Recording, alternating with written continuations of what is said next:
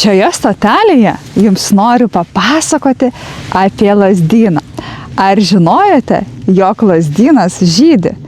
Taip, žinokit, jisai pražysta prieš lapams išsprogstant.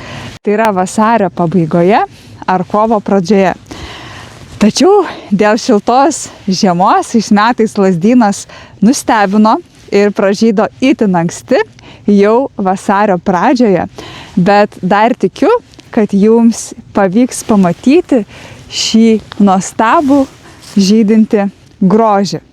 Ar matote šios ilgus ir svyrančius žirginėlius? Tai yra vyriškieji žiedai. Jie išbarsto žiedadulkes su vėjo pagalba.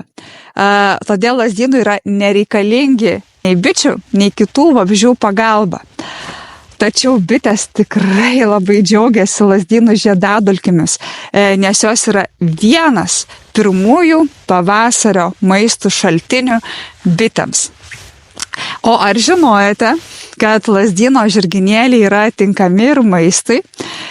Senovėje žmonės jos rinkdavo, džiovindavo ir maldavo į miltus. O ir dabar mes galime nusiskynę žirginėlių pasigaminti nuostabios pavasario arbatos.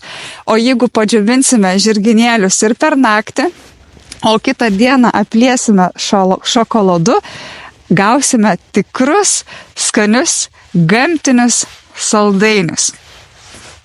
Tačiau naudokime saikingai ir atsakingai. Palikime ir gamtai, kad rudenį užderėtų nuostabieji lazdyno riešutai. O dabar apie riešutus. Jie tikra gamtos dovana. Pilni vitaminų, mineralų, baltymų ir kitų sveikųjų riebalų. Tai pirmiausia, jie stiprina širdį, suteikia energijos, gerina smegenų veiklą ir gali padėti netgi mūsų pilvui. Jei jaučiate pilvo pūtimą ar kažkokį tai virškinimo sutrikimą, tai keli lazdyno riešutėliai gali sumažinti šios nemalonius pojūčius. Taigi, lazdynas nuo seno laikomas ypatingų medžių. Sakoma, kad jisai saugo nuo blogos akies, o lazdyno šakelės gali padėti surasti net vandens šaltinius.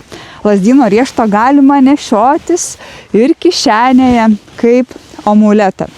Taigi kviečiu jūs visus pasigrožėti šiais nuostabiais žydinčiais lazdynais, pajusti pavasario pradžią ir pasisemti šiek tiek gamtos magijos.